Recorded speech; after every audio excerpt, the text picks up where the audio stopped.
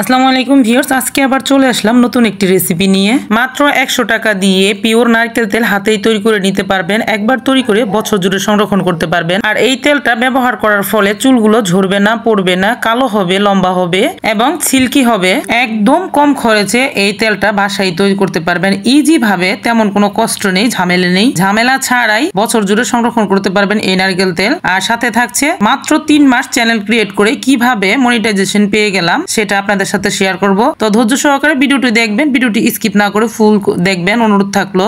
তাহলে আমি আপনাদেরকে দুটি সাবজেক্টেই খুব সুন্দর করে ভালো করে বুঝিয়ে দিতে পারবো। তো প্রথম দিক দিয়ে বলে রাখি, আপনারা যারা আমার চ্যানেলটিতে নতুন তারা একটি লাইক দিয়ে চ্যানেলটিকে সাবস্ক্রাইব করে পাশে থাকা বেল বাটনটি অন করে দিবেন। এতে করে খুব দ্রুতই আপনাদের কাছে আমার নোটিফিকেশন গুলো পৌঁছে যাবে। তো আমি কিন্তু প্রথম দিক দিয়ে রেসিপির সম্পর্কে সবকিছু বলে দিব, তারপর আমি মনিটাইজেশনের ব্যাপারে আপনাদেরকে বলে বুঝিয়ে দেব যে আসলে 3 মাস ক্রিয়েট করার পরে চ্যানেলটা কিভাবে মনিটাইজেশন পাওয়া যায়। তো প্রথমে আমি বলে দিচ্ছি যে 100 টাকা দিয়ে কিভাবে নারকেল সংরক্ষণ করবেন। আসলে এখন কিন্তু 100 টাকা দিয়ে নারকেল সংরক্ষণ করা যায় না, কারণ প্রতিটা নারকেল এখন 100, 120 টাকা, 80 টাকা, 90 টাকা করে। তো এত দাম দিয়ে নারকেল কিনে তারপরে কিন্তু আমরা মাথার তেল উঠিয়ে কিন্তু ব্যবহার করতে পারবো না, এতে খরচ পড়ে যাবে বেশি। আর তার মধ্যে আমি মাত্র 100 টাকার কথা বলেছি। তো ভাবতেই পাচ্ছেন যে আসলে 100 টাকা দিয়ে কিভাবে সম্ভব। তো আপনারা কিন্তু দেখতেই পাচ্ছেন যে এখানে কিন্তু আমার এক ডিশ প্রায় নারকেল আছে। আমি কিন্তু এর ভিতরে আরো অনেক নারকেল ছিল, সেগুলো কিন্তু আমি আরো 3 মাস যাবত ব্যবহার করেছি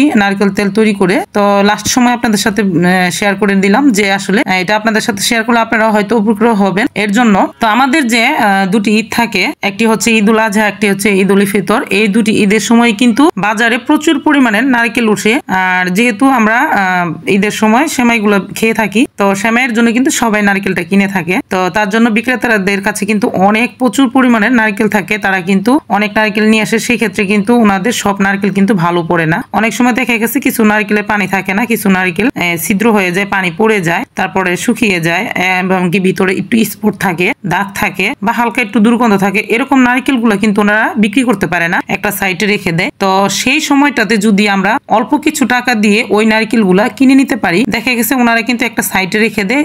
আর যখনই কিন্তু বিক্রি করা শেষ হয়ে যায় ওগুলো কিন্তু ফেলে দেয়। তো দেখতে পাচ্ছেন আমার এখানে নারকেল গুলা যে এগুলা কিন্তু সেই নারকেল। আর এই নারকেল গুলা কিন্তু দেখতে কিন্তু কোনো ধরনেরই খারাপ না। আর দেখতে পাচ্ছেন যে কোনো ধরনের স্পট নেই বা পচা না, এরকম না। তো এরকম নারকেল গুলা কিন্তু 1 থেকে 150 টাকা দিলে ওনাদের কাছে যতগুলা থাকবে সবগুলাই কিন্তু আপনারা নিয়ে আসতে পারবেন। আর নিয়ে আসার পরে কিন্তু এটাকে খুব সুন্দর করে পরিষ্কার করে তারপরে এভাবে উঠিয়ে ফ্রোজেন করে রেখে দিতে পারবেন ফ্রিজে। আর একেবারে তৈরি না করলেও কিছুদিন পর পর কিন্তু আপনারা যতটুকু পরিমাণের তেল তৈরি করে নেওয়া দরকার সেভাবে কিন্তু তেলটা তৈরি করে নিতে পারবেন। তো দেখতে পাচ্ছেন আমি কিন্তু এইভাবে নারকেলটাকে কিনেছি মাত্র 200 টাকা দিয়ে। আমার তো অনেক প্রচুর পরিমাণে নারকেল ছিল। তো এখানে কিন্তু 1 ডিশ পরিমাণে আছে। তো এটা আমি আজকে সম্পূর্ণ গুলাই তুলে ফেলবো, তেলটাকে বারবার তুলবো না এর জন্য। তো দেখতে পাচ্ছেন আমি এটাকে ফ্রোজেন করে রেখেছি আরো 3 থেকে 4 মাস আগে। তো এখন আমি ব্লেন্ডারে ব্লেন্ড করে তারপরে কিন্তু ঢেলে নিচ্ছি। আর ব্লেন্ডারে ব্লেন্ড করে নেওয়ার পরে কিন্তু এগুলার তেমন একটি কাজ নেই, আমি সবকিছু এখনই বলে দিচ্ছি। তারপরে আপনাদেরকে কিন্তু ভিডিও দেখে দেখে বুঝে নিতে হবে। আর পাশাপাশি আমি যেহেতু মনিটাইজেশনের ব্যাপারে আপনাদেরকে বলে দিব,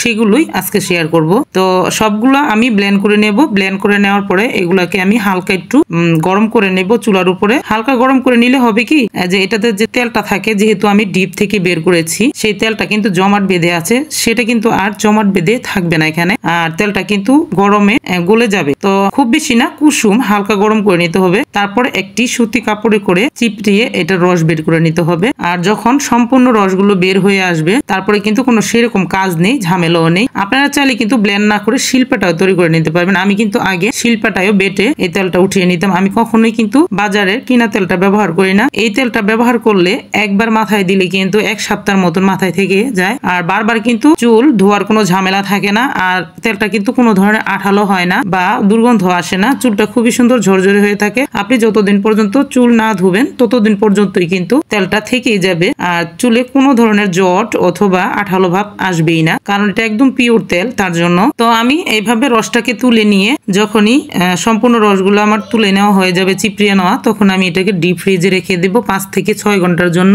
আর 5 থেকে 6 ঘন্টা এই দুধগুলো রেখে দিলে হুবহু কিন্তু রসটা বের হওয়ার পরে গরুর দুধের মতনই কালার চলে আসবে, একদম বোঝাই যাবে না যে এটা গরুর দুধ না নারকেলের দুধ। তো এই নারকেলের দুধটাকে কিন্তু ডিপ ফ্রিজে 6 ঘন্টার মতন রেখে তারপর এগুলাকে ডিপ করে নিতে হবে। আর 6 ঘন্টার বেশি কিন্তু রাখবেন না, তাহলে কিন্তু পুরোটাই জমাট বেঁধে যাবে, তখন কিন্তু বরফে পরিণত হয়ে যাবে। তো আপনারা কিছুক্ষণ পরপর দেখবেন উপরে তেলটা কি শক্ত হয়ে বসছে কিনা। আমি কিন্তু কিছুক্ষণ পরপর দেখে বুঝে নিয়েছি যে হ্যাঁ, এখন আমার তেলটা কিন্তু হার্ড হয়ে গেছে ডিপে। তখনই আমি নামিয়ে নিয়েছি। নামিয়ে নিয়ে তারপর তেলটাকে কিন্তু আমি একটি ছাঁকনির সাহায্যে উঠিয়ে নিয়েছি। আর দেখতে পারবেন আপনারা ভিডিওতে, আমি যখন তেলটাকে উঠিয়ে নিয়েছি তখন কিন্তু চাকা বেঁধে ছিল আর নিচেরটা ছিল একদম পানি, সেখানে আর কোনো তেলই নেই। তারপরে কিন্তু এটাকে চুলাতে জাল করে যতক্ষণ পর্যন্ত ভাজা ভাজা হয়ে না যাবে ততক্ষণ পর্যন্ত জাল করে একটি সেকনি দিয়ে ছেঁকে নিয়ে ঠান্ডা করে বোতলে ভরে নিলে কিন্তু আপনারা দীর্ঘদিন ভাবে ব্যবহার করতে পারবেন। আর তেলটা যখন ঠান্ডা হয়ে আসবে পুনরায় আপনারা এই তেলের ভিতর এক টুকরো রসুন, এক টুকরো আদা, তারপরে মেহেদি আর বিভিন্ন উপকরণ দিয়ে এখানে আপনারা কিন্তু তেলটাকে জাল করে নিতে পারবেন। আমলা আরো আছে, মেথি, এগুলা দিয়ে যদি আপনারা জাল করে নেন সেই ক্ষেত্রে আরো বেশি ভালো হবে। তো আমি আজকে আপনাদেরকে খুব সহজভাবে তৈরি করে দেখাবো। এই ছিল রেসিপি সম্পর্কে কথা। এটাই রেসিপিটা কিন্তু খুবই গুরুত্বপূর্ণ, আপনারা কিন্তু মনোযোগ সহকারে দেখবেন। আর এখন আমি বলে দিব মনিটাইজেশনের ব্যাপারে। তো দর্শক, আমার কিন্তু প্রথম দিক দিয়ে মনিটাইজেশনের ব্যাপারে যে বলে দিচ্ছি, আমার কিন্তু প্রথম দিক দিয়ে এই চ্যানেলটা ছাড়াও কিন্তু আমার আরেকটা চ্যানেল ছিল, সেই চ্যানেলটার নাম ছিল আয়শা বাংলা রেসিপি। তো সেটাতে আমি কিন্তু হুট করে চ্যানেলটা খুলে ফেলেছিলাম আর কিছুই বুঝতে পারিনি যে চ্যানেলটা আমি আসলে কিভাবে ক্রিয়েট করব, ভিডিওগুলো কিভাবে ছাড়বো, ইউটিউবের গাইডলাইন্স কি, এগুলো কিন্তু আমি কিছুই বুঝতে পারিনি। তো আপনারা কিন্তু বুঝতেই পারতেছেন যে প্রথম অবস্থায় চ্যানেলটা খুললে কিন্তু আসলে সবকিছু বোঝা যায় না। তো তার জন্য আপনারা যারা নতুন ক্রিয়েটর আছেন তারা কিন্তু আমার এই সম্পর্কে কথাগুলো শুনলে আপনাদের অনেক উপকার হবে আমি মনে করি, যেহেতু আমি 3 মাসের ভিতরে মনিটাইজেশনটা পেয়ে গেছি আলহামদুলিল্লাহ। তো আপনারাও যাতে উপকার পেয়ে যান তার জন্যই কিন্তু আপনাদের সাথে কথাগুলো শেয়ার করা। তো ওই চ্যানেলটাতে কিন্তু আমার সমস্যা এসেছিল, তার জন্য আমি চ্যানেলটাকে কিন্তু ডিলিট করে দিয়েছি। আমার স্ট্রাইক চলে আসছিল, তো ভুল বুঝাবুঝির কারণে, কারণ আমি অনেক কিছু বুঝতাম না এর জন্য। তো আসলে ইউটিউবের গাইডলাইন্স আমাদেরকে পুরোপুরি মানতে হবে একটি চ্যানেল ক্রিয়েট করার ব্যাপারে। আর আপনাকে কিন্তু কোনো ধরনের কষ্ট করতে হবে না, শুধু ইউটিউবের যে গাইডলাইন্স গুলো আছে সেগুলো মেনে চললেই কিন্তু ইউটিউব নিজেই দায়িত্ব নিবে আপনার চ্যানেলটাকে রিচ বানানোর জন্য। তো আমরা যারা নতুন কন্টেন্ট ক্রিয়েটর আছি, নতুন চ্যানেল ক্রিয়েট করার পরে কিন্তু আমাদের মাথায় একটা টেনশন থাকে যে কখন 1000 সাবস্ক্রাইবার 4000 ঘন্টা ওয়াচ টাইম পূরণ হবে। তার জন্য কিন্তু আমরা অন্যদের ভিডিও দেখি, অন্যদের ওখানে গিয়ে কমেন্ট করি, সাবস্ক্রাইব করতে বলি, লাইক দিতে বলি, ফুল ওয়াচ করতে বলি, এরকম নানান ধরনের কমেন্ট কিন্তু আমরা করে থাকি। এভাবে কিন্তু আমরা নিজেরাই নিজের চ্যানেলের ক্ষতি করতেছি, নিজেদের অজান্তে আমরা কিন্তু বলতেও পারি না। তো একজন নতুন কন্টেন্ট ক্রিয়েটরের জন্য কিন্তু এটাই স্বাভাবিক। তো আমিও কিন্তু এরকমটাই করেছি। তো এরকম করার ক্ষেত্রে দেখা গেছে যে আমরা কিন্তু নিজের চ্যানেলের ক্ষতি কিন্তু নিজেই করতেছি, আমাদের অজান্তে কিন্তু আমরা চ্যানেলটার ক্ষতি করে ফেলতেছি। তখন কিন্তু আমাদের মনটা নষ্ট হয়ে যাচ্ছে আর আমরা নিজেরাই বুঝতে পারতেছি না যে আসলে কি কারণে আমার চ্যানেলটিতে ভিউ আসতেছে না, সাবস্ক্রাইব আসতেছে না, ওয়াচ টাইম পূরণ হচ্ছে না। এগুলো সব কিন্তু করা সম্ভব যদি আমরা একটু সাবধানতা সহকারে কাজ করি, সাথে আমরা ইউটিউবের গাইডলাইন্স গুলো যদি মেনে চলি এবং সবকিছু যদি আমরা ঠিকঠাক রাখি, আমাদের মেন থিম, আমাদের ক্যাটাগরি, আমাদের ভিডিও সম্পর্কে ভিডিওগুলা আমাদের কোয়ালিটি ফুল করা, এগুলো সবকিছু মিলিয়ে যদি আমরা একটু মনোযোগ সহকারে কাজ করি তাহলে কিন্তু এই সমস্যাগুলো সমাধান হয়ে যাবে। তো আমি তো প্রথম দিক দিয়ে আপনাদেরকে বলেই দিলাম যে আমার প্রথম চ্যানেলটাতে কিন্তু সমস্যা হয়েছে। তো আমরা যারা প্রথম চ্যানেলটাকে ক্রিয়েট করব তাদের জন্য আজকে এই কথাগুলো খুবই গুরুত্বপূর্ণ। তো চ্যানেলটাকে প্রথমে আমরা যারা নতুন ভিডিও আপলোড করতেছি তাদেরকে কিন্তু মাথায় চিন্তা নিয়ে কাজ করতে হবে যে আমরা আসলে সাফল্য পাবো কিনা, সফল হবে কিনা। তো এর জন্য যারাই কিন্তু সফলতা পেয়ে গেছে তাদেরও কিন্তু পিছনের গল্পটা অনেক বড়, তারাও কিন্তু অনেক কঠিন পরিশ্রম করে কিন্তু এই পর্যায়ে এসেছে। আমি আগে ভাবতাম যে আসলে যারা ভিডিও তৈরি করা এবং চ্যানেলে কাজ করা খুবই সহজ, আসলে তা না। সবার ক্ষেত্রে কিন্তু এক ভিডিওগুলা তৈরি করা এবং ভিডিওগুলা মেক করা আর সবকিছু এভাবে দেওয়ার পরে যদি ভিডিওতে ভিউ না আসে, সাবস্ক্রাইবার না আসে, ওয়াচ টাইম পূরণ না হয় তাহলে কিন্তু মনটা স্বাভাবিক ভেঙে যাওয়ারই কথা। তো তার জন্য বলে দিচ্ছি যে আমরা যারাই ভিডিও তৈরি করব, ভিডিওটা আমাদের ক্যাটাগরি কি, মেন ক্যাটাগরি সিলেক্ট করতে হবে। আর ভিডিওর মেন ডিসক্রিপশন, থাম্বনেল এবং টাইটেল এগুলো সবকিছু কিন্তু একদম ঠিকঠাক ভাবে দিতে হবে। কোনো ধরনের থাম্বনেল অথবা ডেসক্রিপশন, টাইটেল এগুলো কোনো কিছুতে কিন্তু কোনো ভুয়া কোনো কিছু ব্যবহার করা যাবে না। আমার ভিডিওতে যা আছে আমি তাই ব্যবহার করব, তাই করব। আর কথা হচ্ছে আমরা যার ভিডিওটাই দেখি না কেন প্রথম অবস্থায় তাদের ভিডিওটা আমরা ফুল দেখব, তাদের কাছে আমরা যে কমেন্টটা করি ওখানে কিন্তু কোনো প্রকারে আমরা বলবো না যে আমার চ্যানেলটিকে সাবস্ক্রাইব করুন, আপনারা আমার চ্যানেলটিতে লাইক দিন, আমি আপনার ফুল ওয়াচ করে দিলাম, এগুলা এইসব ইত্যাদি ইত্যাদি এই কথাগুলো কিন্তু কিছুতেই বলা যাবে না। আপনি একজনের ভিডিও দেখতেছেন, ভালো লাগছে, আপনি তাকে একটা সুন্দর কমেন্ট করে চলে আসবেন, এটাই হচ্ছে নিয়ম। আর আপনাকে কে লাইক করলো কে করলো না সেটা নিয়ে আপনি চিন্তা করবেন না, আপনি আপনার কাজটা করে যাবেন। আপনি ভিডিও নিয়ে কাজ করতেছেন, ভিডিওটা হচ্ছে কোয়ালিটি ফুল তৈরি করা যতটুকু সম্ভব। প্রথম অবস্থায় যারা আমরা কন্টেন্ট ক্রিয়েটর আছি, নতুন চ্যানেল ক্রিয়েট করতেছি, তাদের প্রথম অবস্থার ভিডিওগুলো কিন্তু খুবই সুন্দরভাবে ক্রিয়েট করতে হবে। আর পরে একটু হিজিবিজি হলেও চলবে, কিন্তু প্রথম অবস্থার ভিডিওগুলো কিন্তু মনোযোগ সহকারে করতে হবে। আর প্রথম অবস্থায় ভয়েস দিয়ে ভিডিওগুলো তৈরি করলে ভালো, আর সাথে মিউজিকটা ব্যবহার না করাই ভালো। আর যদি কেউ মিউজিক ব্যবহারই করেন সেই ক্ষেত্রে কিন্তু আপনারা ফ্রি মিউজিক ব্যবহার করবেন। সেইখানে আপনারা কিন্তু অনেক টেক লিমিটেডের চ্যানেলগুলো আছে, তারা কিন্তু ওইখানে কোন জায়গা থেকে আপনারা এই মিউজিকগুলা ফ্রি মিউজিক নেবেন ওয়াইটি স্টুডিও থেকে সেটা কিন্তু খুব সুন্দরভাবে বলে দেয়, দেখিয়ে দেয়, আপনারা সার্চ করলেই পেয়ে যাবেন। আর সাথে হচ্ছে ভিডিওতে কোনো প্রকার চিল্লাপাল্লা, তারপর আজানের শব্দ বা বিভিন্ন কোনো পশু পাখির রক্ত, এর ভিতরে পিস্তল, খেলনা পিস্তল, এগুলো কোনো কিছু কিন্তু ভিডিওতে তুলে ধরা যাবে না, তাহলে কিন্তু স্ট্রাইক চলে আসবে। এরকম বিভিন্ন নিয়ম কারণ আছে, আপনারা কিন্তু যে কোনো টেক চ্যানেলগুলোকে সার্চ করে তাদের কাছ থেকে খুব সুন্দরভাবে বুঝে নিতে পারবেন।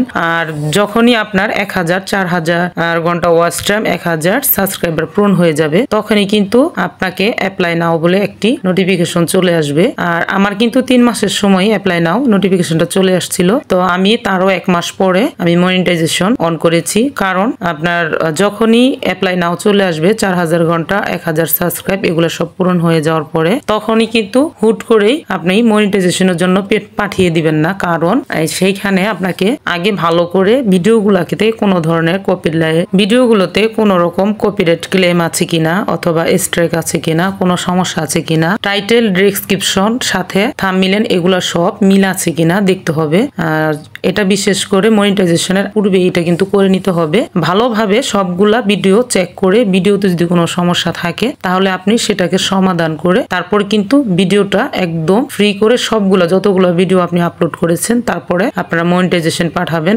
ইনশাআল্লাহ সবকিছু ঠিকঠাক করে মনিটাইজেশনে পাঠিয়ে দিলে কিন্তু কোনো সমস্যা হবে না, এক চান্সে কিন্তু মনিটাইজেশন অন হয়ে যাবে। আর সাথে হচ্ছে আপনারা কখনো রিচ বাড়ানো নিয়ে চিন্তা টেনশন করবেন না, শুধু আপনারা ক্যাটাগরি এবং নিয়ম কারণ এই যে ইউটিউবের গাইডলাইন্স গুলো মেনে চলে খুব স্বাভাবিকভাবে কিন্তু ভিডিও একটি টাইম নির্ধারণ করে আপনি যদি পারেন 3 দিন পরে ভিডিও দিবেন, 3 দিন পরে দিবেন একটি টাইম, যে আমি সন্ধ্যা 7টার দিকে দিচ্ছি অথবা সকাল 10টার দিকে দিচ্ছি, যে কোনো একটা নির্ধারিত টাইম এটাকে সিদ্ধান্ত করে ঠিকঠাক করে তারপরে কিন্তু ওই টাইম অনুযায়ী আপনি প্রতিদিন পারলে প্রতিদিনই দিবেন, একদিন পরপর হলে একদিন পরপরই দিবেন, 3 দিন পরপর হলে 3 দিন পরপর দিবেন, আপনার সুবিধা মতন। যে আপনি একটা ভিডিও যতদিন যতটুকু পর্যন্ত মেক করতে পারবেন ততটুকু পর্যন্ত দিবেন, সমস্যা নেই। ওভাবেই কিন্তু আপনার ভিডিওটা আপলোড করবেন, এতে করে খুব সুন্দরভাবে আপনার চ্যানেলটাকে ক্রিয়েট হবে আর আস্তে আস্তে কিন্তু চ্যানেলটা গ্রো করতে থাকবে। ইউটিউবের গাইডলাইন্স মেনে চললে ইউটিউব নিজেই দায়িত্ব নিয়ে আপনার চ্যানেলটাকে গ্রো করাবে। তো বুঝতেই পারছেন আমি আমার নিজের অভিজ্ঞতা থেকে যতটুকু সম্ভব আপনাদেরকে বুঝিয়ে দেওয়ার চেষ্টা করলাম। জানি না আপনারা আমার কথাগুলো বুঝতে পারবেন কিনা, আর যদি বুঝতে পারেন একটু হলেও বুঝতে পারেন, ধৈর্য সহকারে যদি এগুলা একটু মাথায় রেখে নিয়ম কারণ ঠিক রেখে যদি আপনারা নতুন চ্যানেলটা ক্রিয়েট করেন, অবশ্যই ইনশাআল্লাহ আমি বলে দিচ্ছি আপনাদের চ্যানেলটা গ্রো করবে। তো আজ এই পর্যন্তই। আপনারা তো দেখতেই পারলেন যে আমি কিভাবে তেলটাকে তৈরি করে নিলাম। যদি আমার এই ভিডিওটি আপনাদের কাছে একটু ভালো লেগে থাকে অবশ্যই একটি লাইক দিয়ে দিবেন, লাইক দিয়ে চ্যানেলটির পাশে থেকে যাবেন। তো আজ এই পর্যন্ত, আরেকদিন চলে আসবো নতুন কোনো ভিডিও নিয়ে ইনশাআল্লাহ। ততক্ষণ পর্যন্ত আপনারা সকলে ভালো থাকবেন। সকলকে জানাই অসংখ্য ধন্যবাদ। আল্লাহ হাফেজ।